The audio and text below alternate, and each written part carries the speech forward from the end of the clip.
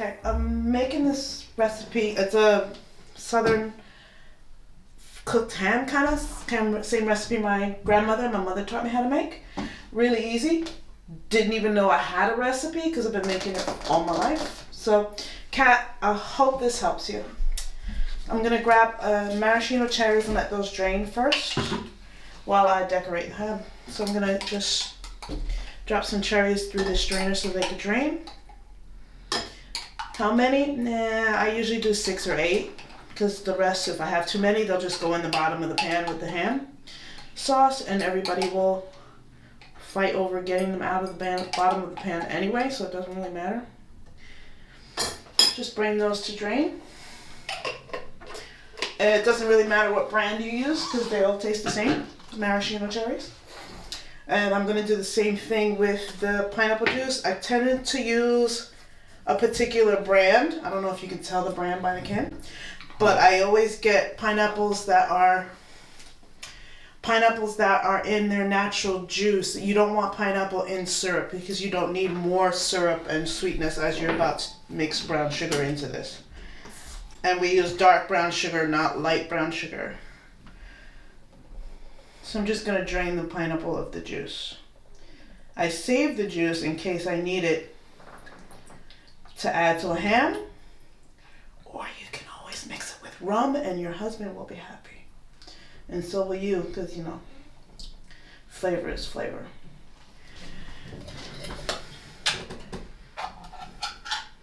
And I just pop it open now so that it can drain and dry out a little bit, because while the ham is still going to be wet, you don't want to add more liquid to the mix and sort of decrease the coating on your glaze. You want the glaze to be kind of thick. So let's just set that to the side. Pretty good. I brought the extra bowl so I can dump the pineapple in it, and I forgot about it. So now that is garbage. Let's put that on the side. I always use dark brown sugar, Cat, and I use spicy brown mustard.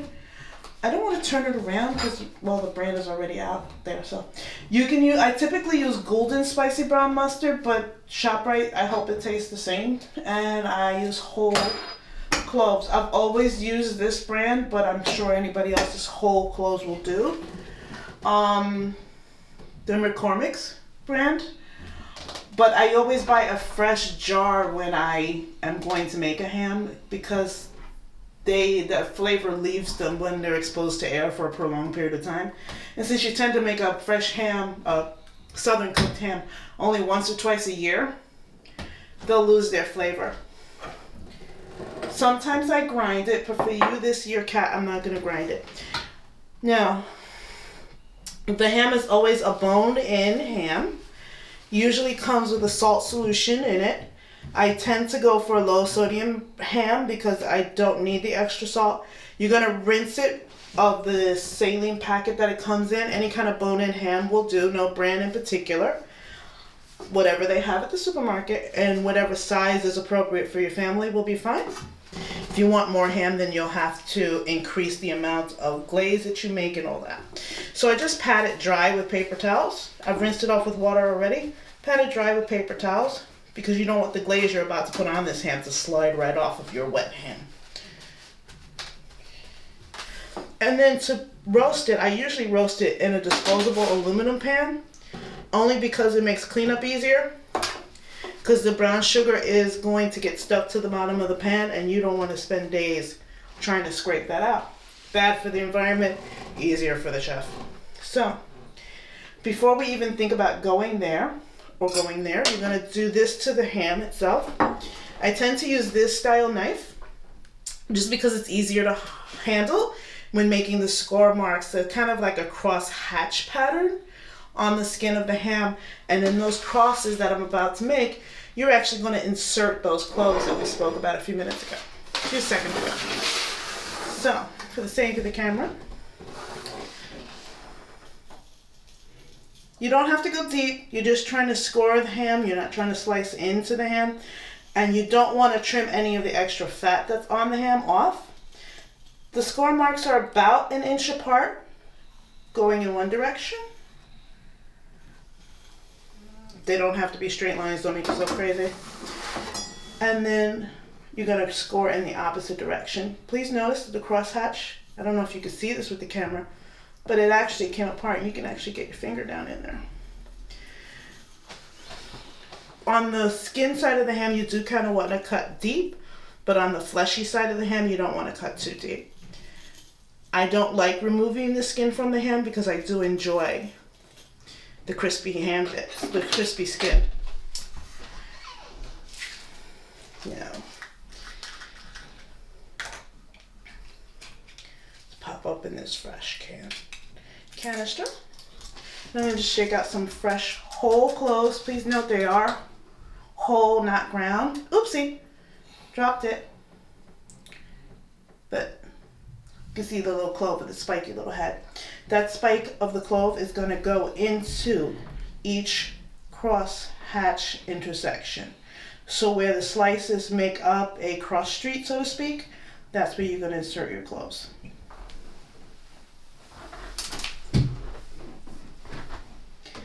It makes a really pretty pattern, but it adds to the flavor of the ham as well. Now, if you wanted more clove flavor, by all means, put some of these cloves in your coffee grinder, grind them up, and you can add them to your brown sugar mixture that we're going to make in a few minutes.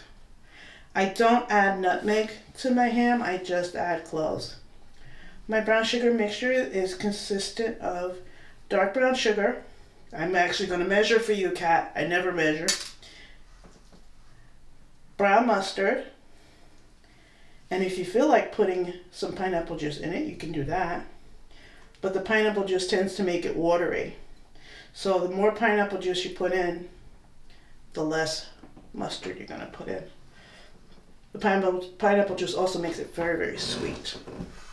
Now you said before that the cloves go in with the head side down? With the head side up. Up. So you want to put them in with the stalk side with the down. stalk side down. You want them to have the head on them. You don't want them to be headless. Right. So you're putting the cloves in. I don't know if you can see this way, so that the post is going in. And you're not trying to mash them all the way down into the ham, so if they don't quite go all the way in, that's okay. Like this one, I didn't actually cut deep enough. If they don't go all the way in, just give it a little wiggle, it'll go in. And if it doesn't, it'll still be good, no big deal.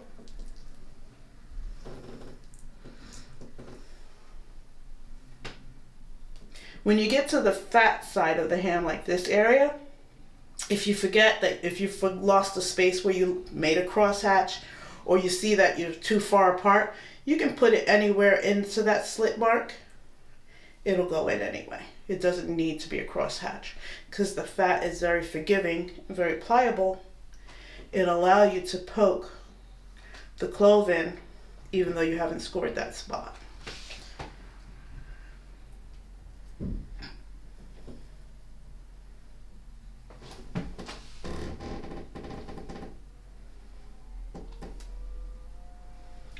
Just don't eat the cloves when you eat the ham. Take them out of the flesh before you eat it because they are very bitter. And will distract from the overall goodness of the ham. I tend to go nutsy with these because I like them. I think they're pretty. Okay. And no, I never put the cloves back in the jar. Don't know why, I just don't.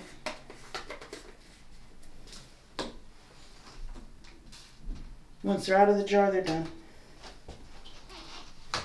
Okay. So that's the easy part. You can even put some cloves on the face of your ham if you like. In fact, I think I'll rescue those.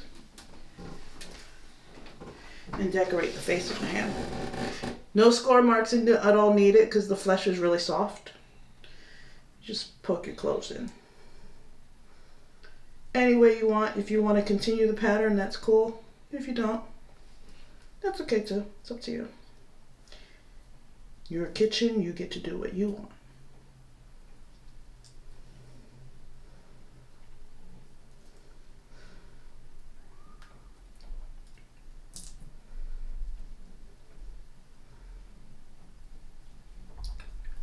Sorry, not talking too much right now, but really not a lot to do except watch me poke holes in a ham. I imagine we'll fast forward to this part. Yeah, I think we will. No problem there, don't worry. Okay, now to make the brown sugar mixture. I usually use about half a box of brown sugar. The box says it measures 16 ounces, so half a box is a cup of brown sugar. And I usually use a quarter to half a bottle of the brown sugar, of the brown mustard, and the mustard is 12 ounces a jar, so about a quarter of a cup. Oh, look at me measuring. Impressive. I always mash the brown sugar before I open the packet because it tends to get a little cakey in the box and a little less pliant. You can get it to be a little bit more cooperative if you mash it around in the bag before you open the bag without making too much of a mess. They say you can warm your brown sugar in the microwave to make it soft. The only problem with doing that is it also makes it melt, and it's hard to control the amounts once the brown sugar is started to melt. It also makes it harder to dissolve with the brown sugar, with the mustard, if you start to pre-melt the sugar. You get little lumpy crystal bits. It just distracts from the presentation. It tastes the same, it's just a bit odd texture-wise when you're eating.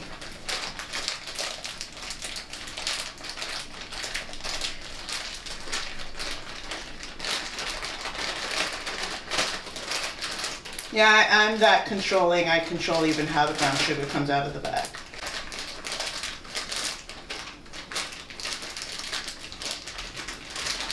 Now, if you make too much of the brown sugar glaze, it's not that big a deal because you can use it over your individual servings of ham after. You just melt it very nicely in the microwave a little bit, just warm it slightly. Remember, it's sugar, so it's going to get hot fast. And you serve that over your individual slices of ham that you put on people's plates. And the children especially will love it. Because who doesn't like things that are covered with syrup? Especially nice salty ham.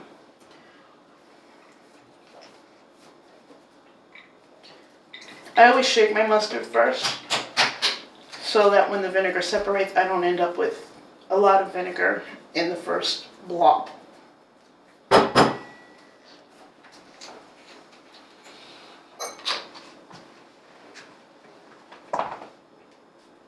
Now, about how much mustard are you going to add? It's going to be about a quarter cup of mustard. Assuming you can get in there. Assuming the gods will let me in this jar of mustard. I have the tablespoon there in case I needed it, but I usually don't use a tablespoon. And I blend it with a fork. So that's 8 ounces of brown sugar. And I'm going to give the mustard a good squeeze.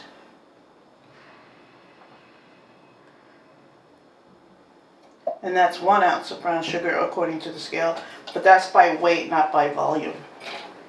And I'm just going to mash in the brown sugar into the mustard until a paste forms.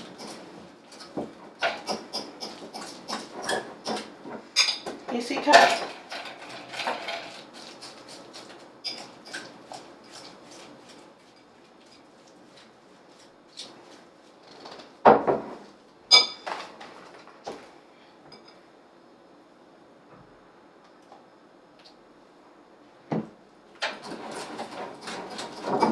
I assume the aim is to get this homogeneous.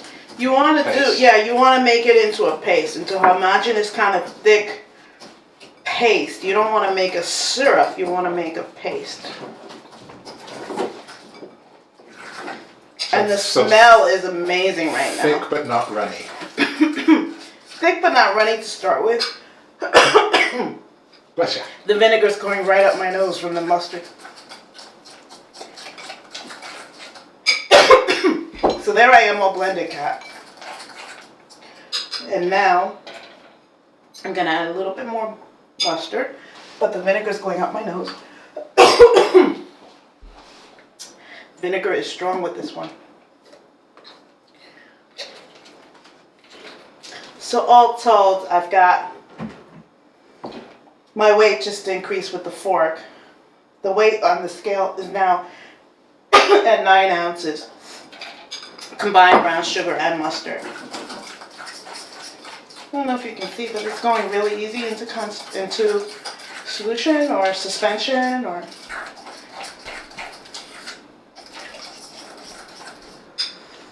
Now, because I do want it a little bit looser than that, I'm going to add a little bit of that pineapple juice that we had, but I'm only going to add 1 teaspoon.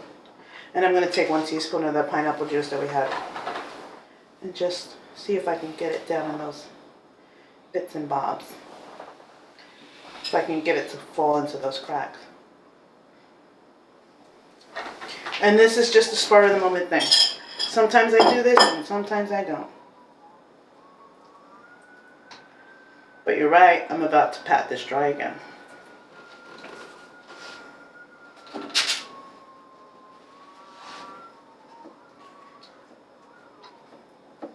I want the flavor, I just don't want the wet.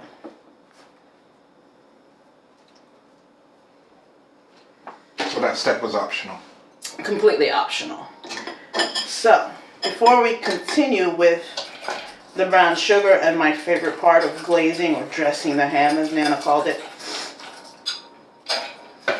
I come to the kids' favorite part, putting the pineapples on, which was always my job. I anchor the pineapples with toothpicks. I usually use round ones, no reason in particular, maybe because they're more sturdy. I never thought about it. But it's okay if they poke out. You're talking about the shape of the... The shape of the toothpicks. I usually use round toothpicks instead of flat toothpicks, probably because the round toothpicks are a little bit thicker, a little bit sturdier. I didn't even know there were flat toothpicks. Yeah, they make flat toothpicks. It's an option.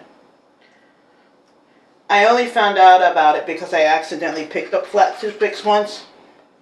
And then I realized what the difference was. They tend to snap off really easy when you're trying to do something like this. And now, shouldn't probably lick my hands, but it's my house. Cherry. Cherry. If you can fit 2 cherries in, that's cool. And just because I want to be sure that the cherries stick, I'm going to stab it with another toothpick.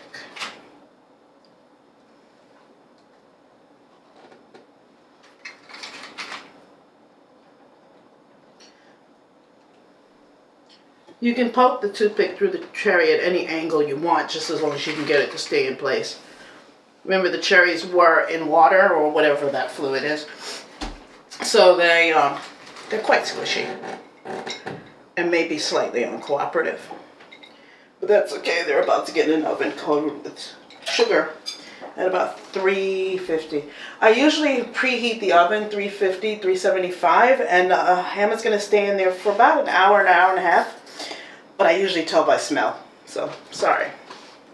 Oops, I forgot.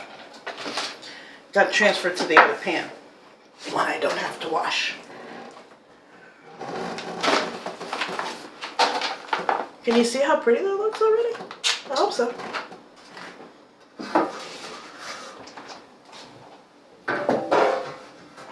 I need a bigger kitchen, Cat. I've got the smallest kitchen in the world. The size of the pan, you can see, is not much bigger than the ham, and that's kind of on purpose.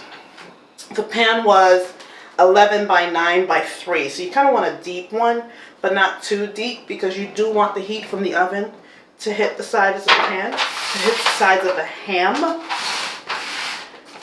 And I lost the clove somewhere. Don't worry, we found it. Okay, so there's prettiness.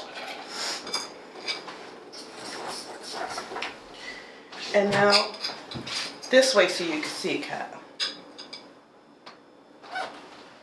And then I turn the other way, right? I know.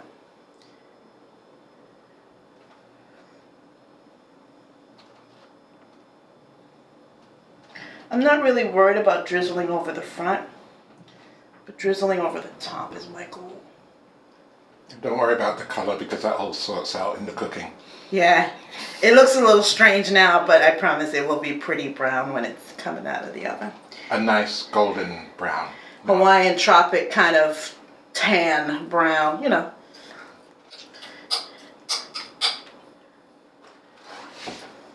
Nicely glazed.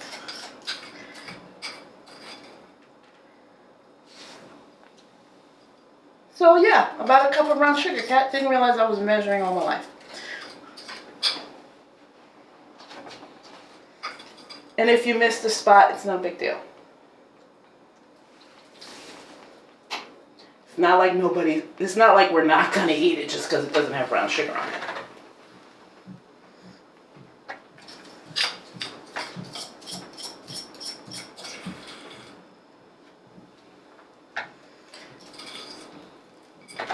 I hope this video helps both Kat and my son, who's watched Mommy make this for years, but never quite gotten the hang of it.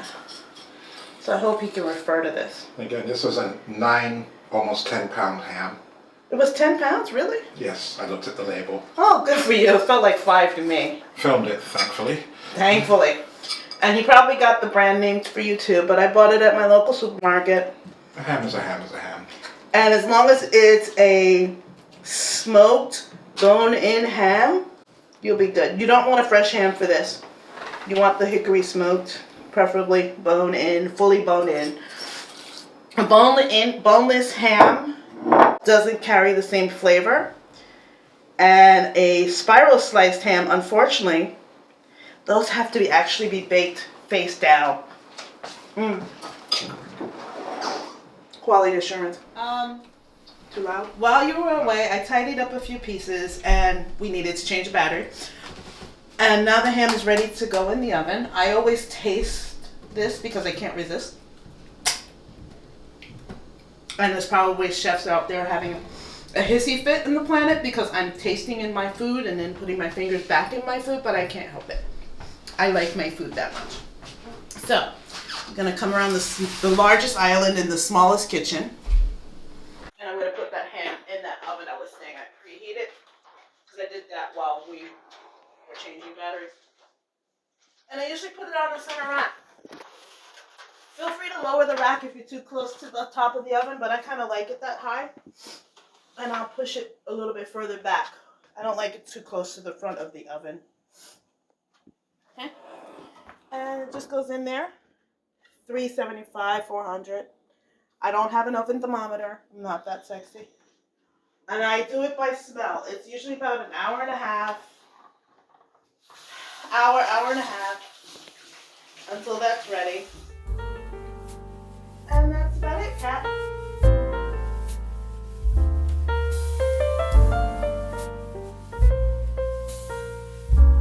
Okay, we're at 55 minutes and it smells amazing. I'm just going to take a peek. I know I said it's about an hour and a half. And looks good. We're just going to take that great glaze that's on the bottom and we're going to baste our ham.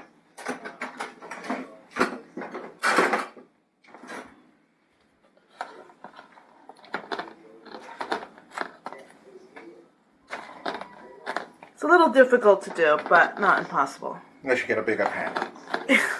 Well, you really don't want a bigger pan because then you wouldn't have a glaze. It would have burned and stuck to the bottom by now.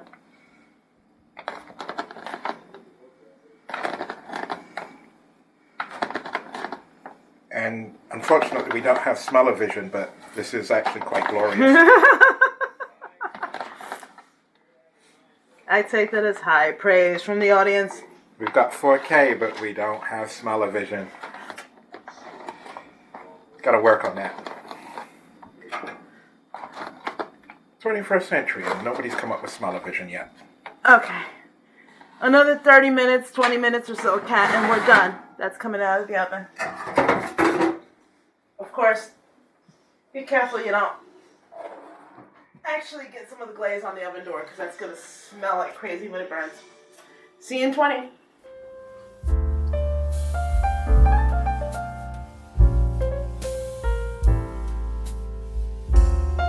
Okay. We are now at 1 hour and 18 minutes. My kitchen smells amazing. And I really wish I had made some macaroni and cheese to go with this ham. But, Pat, if you ever thought I didn't love you, you were sadly mistaken.